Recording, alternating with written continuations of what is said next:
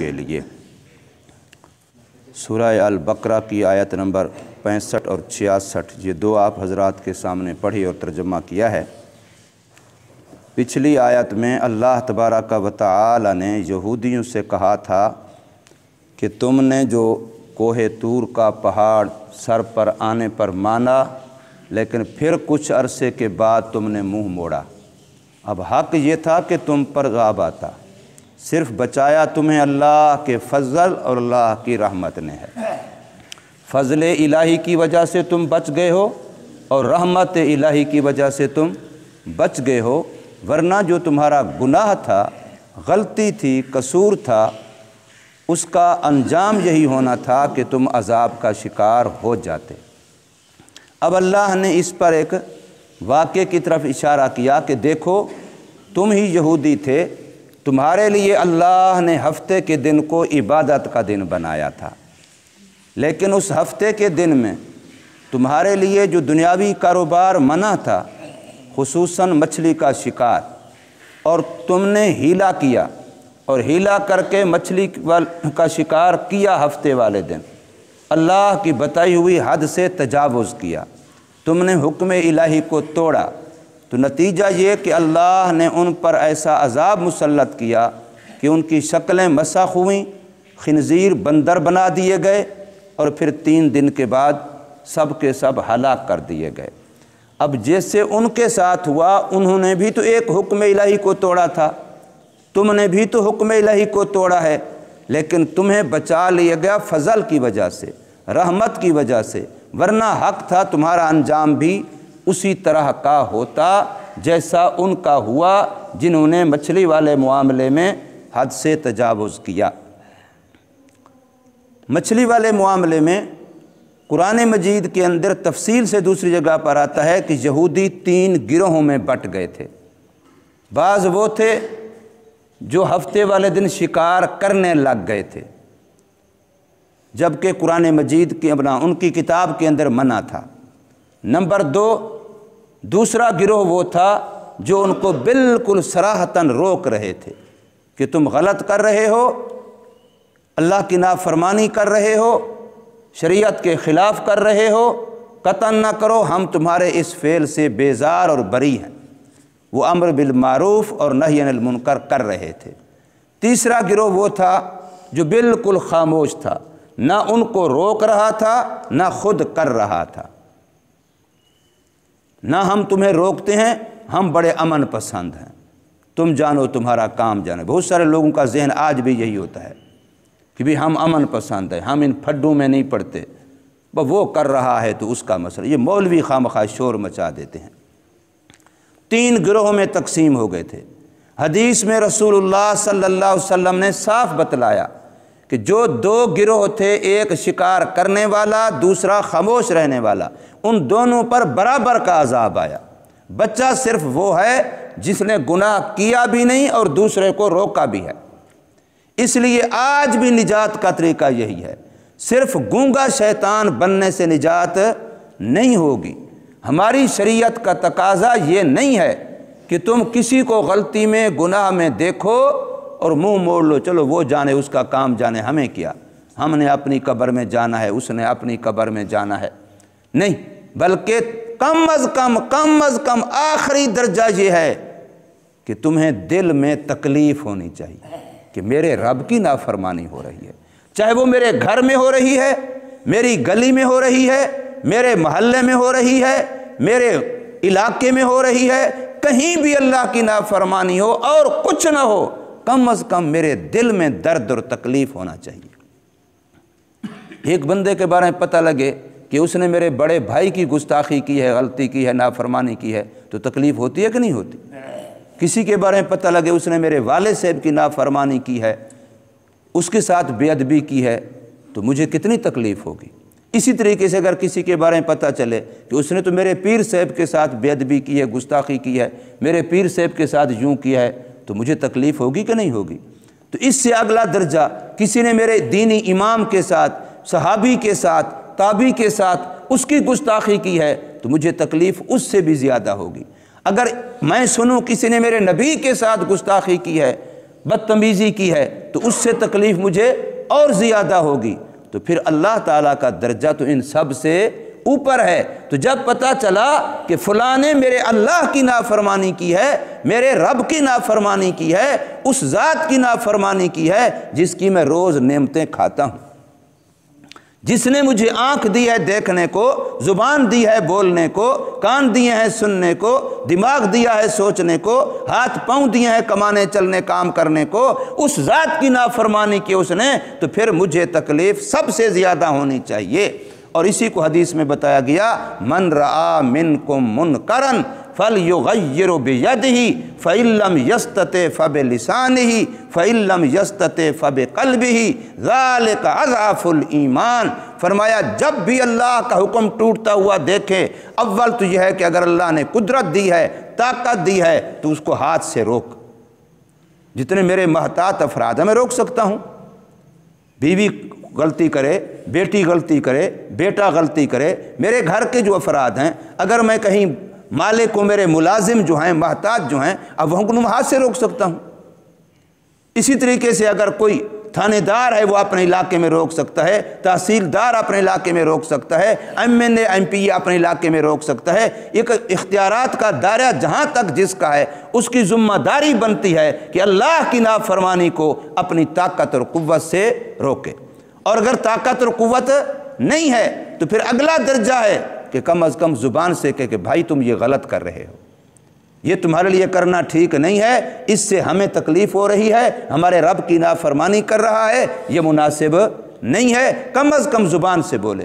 اگر زبان سے بھی نہیں بول سکتا، اتنا بھی اس کو اختیار نہیں ہے کہ میں اگر زبان سے کہوں گا، جس کو کہوں گا وہ اتنا بدتمیز ہے کہ وہ میرے ساتھ جو ریئیکشن کرے گا میں برداشت نہیں کر سکوں گا، تو پھر کم از کم آخری درجہ بتایا فَبِقَلْبِهِ، دل میں کڑھن ہو کہ میرے سامنے میرے رب کا دین مٹ رہا ہے، میرے سامنے میرے رب کے دین کے خلاف ہو رہا ہے، میں بے بس ہوں، ورنہ اللہ پاک مجھے طاقت دیتا، میں ہاتھ سے روکتا، میں زبان سے روکتا، لیکن یا اللہ تو جانتا ہے میں کمزور ہوں، میں اور تو کچھ نہیں کر سکتا، میں تنہا دل کے اندر ارمان کر سکتا ہوں، دکھ مجھے ہے، تکلیف مجھے ہے۔ اور اگر یہ بھی نہیں ہے، ٹس سے مس سے نہیں ہوتا، جیسے ہمارا آج کا حال ہو چکا ہے، میرے گھر کے کتنے بندے نماز نہیں پڑھتے، دوسرے کے گھر کے، تیسرے کے گھر کے کتنے جھوٹ بول دیتے ہیں، کتنے فلاں غلطی کرتے ہیں، ہمیں پرواہ ہی نہیں ہے۔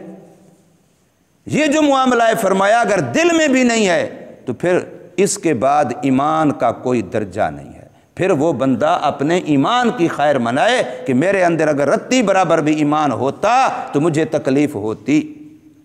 آج امت میں جو چیز سب سے زیادہ مٹ چکی ہے وہ یہ ہے کہ دین کے مٹنے کا درد نہیں رہا۔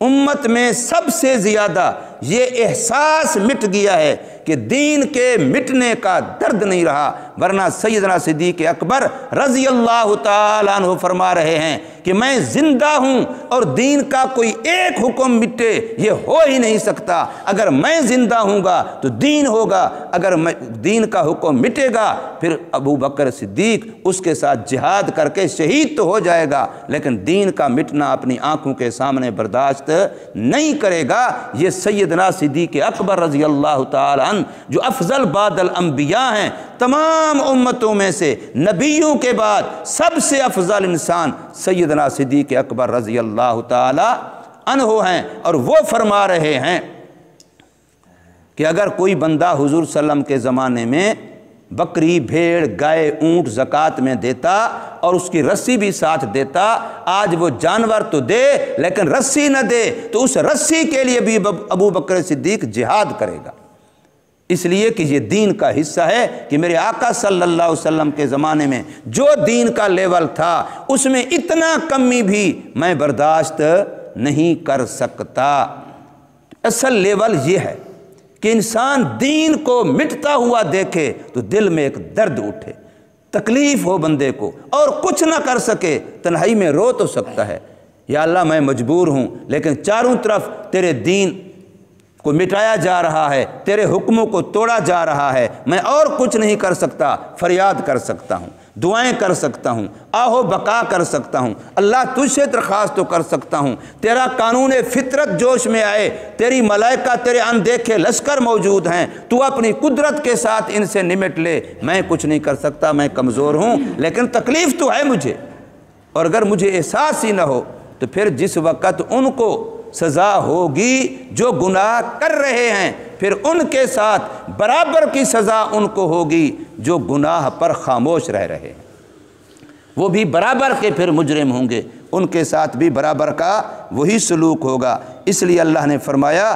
وَلَقَدْ عَلِمْتُمُ الَّذِينَ اعْتَدَوْا، اور البتہ تحقیق جانتے ہو تم ان لوگوں کو جنہوں نے حد سے تجاوز کیا تھا، منکم تمہیں میں سے، فی السبت ہفتے والے دن کے بارے میں، فَقُلْنَا لَهُمْ، پس کہا تھا ہم نے ان کو، کونوا قردۃ، ہو جاؤ تم خنزیر بندر، خاسئین ذلیل ہونے والے، فجعلناها، پس بنا دیا ہم نے ان کو، نقالاً عبرت کا نشان، لما بین یدیہا، پہلے والوں کے لیے، وما خلفہا، اور بعد والوں کے لیے، وموعظہ، اور ان کو سامان نصیحت بنا دیا، باعث عبرت بنا دیا، للمتقین، پرہیزگاروں کے لیے، اللہ سے ڈرنے والوں کے لیے، نیک لوگوں کے لیے۔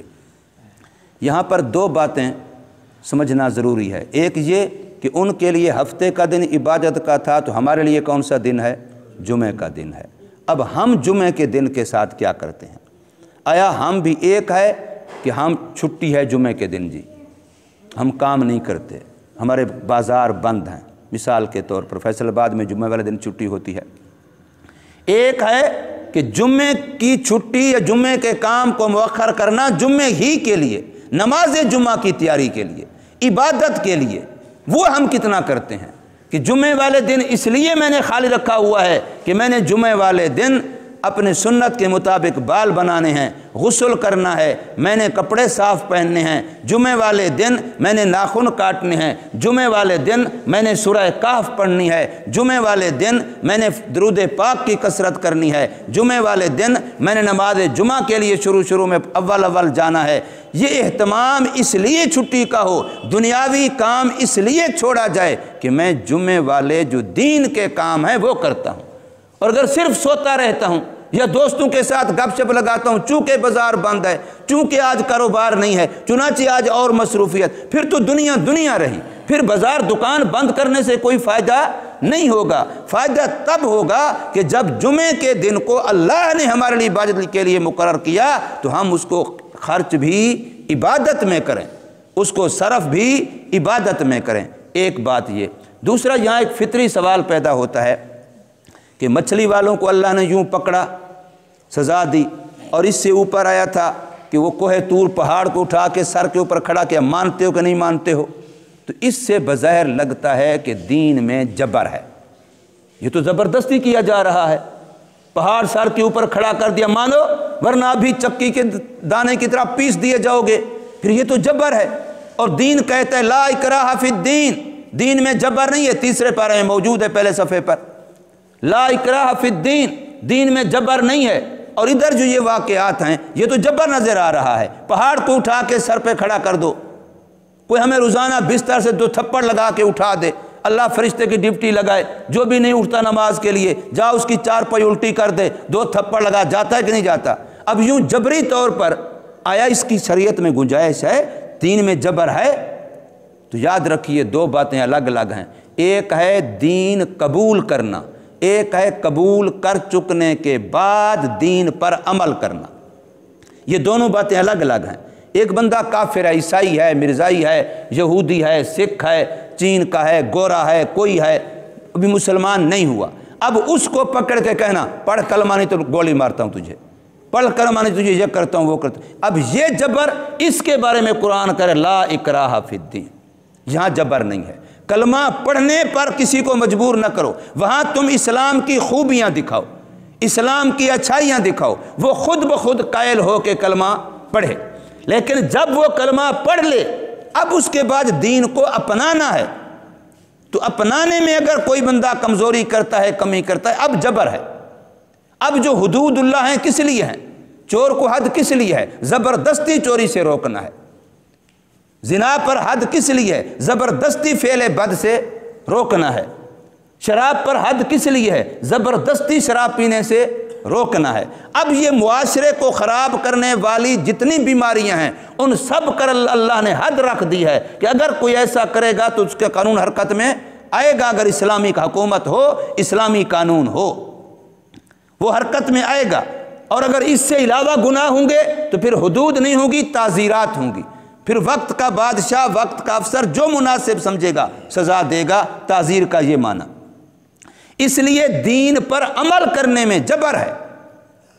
حضرت عمر رضی اللہ تعالیٰ اپنے دور میں سرکاری نوکری صرف اسی بندے کو دیتے تھے جو نماز میں پابندی کرتا۔ جس کی نماز کی پابندی نہیں ہے وہ سرکاری ملازمت کا اہل ہی نہیں تھا۔ شرط تھی کہ سرکاری ملازمت اسی کو ملے گی جو نماز کا پابند ہوگا۔ سرکاری ملازمت ایسے بندے کو ملے گی نہیں جو نماز میں کوتاہی کرتا ہے۔ تو اس لیے دین پر عمل کرنے میں جبر ہے۔ اگر مسلمان دین پر عمل نہ کرے تو پھر اسلامی حکومت کا قانون حرکت میں آئے گا۔ نماز بھی کوئی نہیں پڑھتا تو حکومت کو اطلاع دی جائے کہ ایک مسلمان نماز نہیں پڑھتا۔ ہمارے 4 امام ہیں، شافعی، مالکی، حنبلی، حنفی۔ ان چاروں میں سے 3 امام تو یہ کہتے ہیں کہ وہ مرتد ہے، وہ بے دین ہو گیا ہے، اس کو پکڑو اور جیل میں ڈالو۔ اگر توبہ کرتا ہے، نماز کی پابندی کا وعدہ کرتا ہے ٹھیک، ورنہ اسی جیل میں مر جائے، اس کو کبھی چھوڑو نہیں۔ وہ بے دین ہو گیا، مرتد کا فتویٰ ہے۔ اور ایک امام ابو حنیفہ رحمہ اللہ فرماتے جو ہمارے امام ہیں کہ مرتد تو نہیں ہے تو مسلمان، لیکن پھر بھی وہ گناہ گار اتنا ہے کہ خدا کی زمین پر آزاد پھرنے کے لائق نہیں ہے، اس کو جیل میں رکھو۔ جس وقت تسلی کرائے کہ اب میں نماز نہیں چھوڑوں گا پھر باہر چھوڑو۔ ورنہ کوئی بندہ میری حکومت میں میری بغاوت کرتا پھرے، وہ مجھے برداشت نہیں ہے، گولیوں سے اڑا دو، تو پھر کوئی خدا کی زمین پر خدا کا باغی بن کے پھرے، اس کو کیسے اجازت ہے؟ یہ بیچارے یا رسول اللہ بیگ یا رسول اللہ والے، ان کو جو کل پرسوں سے ساری گولیاں بھونا جا رہا ہے، انہوں نے کون سا جرم کیا ہے؟ یہ ڈاکو چور ہیں، سارے نمازی ہیں، کہہ تو یہی رہے ہیں کہ جو معاملہ ہے اس کو اسمبلی میں پیش کرو۔ لیکن حکومت نے کل سے کیا فیصلہ کیا؟ نہیں جی، گولیوں سے مار دو، اوپر سے فلاں کرو، ادھر فلاں کرو، روڈ کے اوپر وہ ڈال دیا، کیا تیزاب ڈال دیا، فلاں کر دیا۔ کتنے مر گئے، کتنوں کو سامنے گولیاں لگی۔ ادھر پولیس والے مر رہے ہیں، وہ کن کے ہیں؟ وہ بھی ہمارے۔ اگر وہ دوسرے سول مر رہے ہیں، وہ کن کے؟ وہ بھی ہمارے۔ اور مارنے والے بھی ہم، مرنے والے بھی ہم، اور ہم کہہ رہے ہیں یہ ہم اپنی حکومت کے رٹ قائم کر رہے ہیں۔ تمہاری حکومت ہے، اللہ کی حکومت کوئی نہیں، اس کی رٹ نظر نہیں آتی؟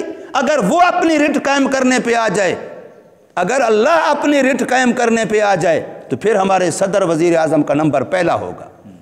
وہ پہلے نمبر پہ آئیں گے اللہ کی رٹ کے سامنے۔ وہ سب سے بڑے خدا کے باغی ہیں، ان کے تو اپنے 5 فٹ کے وجود پر اسلام نظر نہیں آتا۔ تو اس لیے میرے بھائیوں، ہمارا کام یہ ہے کہ ہم نے خود بھی گناہ سے بچنا ہے اور دوسرے کو روکنا ہے۔ اگر نہیں روکیں گے تو کل خدا کے ہاں عذاب سے خود بھی نہیں بچ سکیں گے۔ اللہ تبارک و تعالی ہمیں سمجھ نصیب فرمائے، عمل کی توفیق دے۔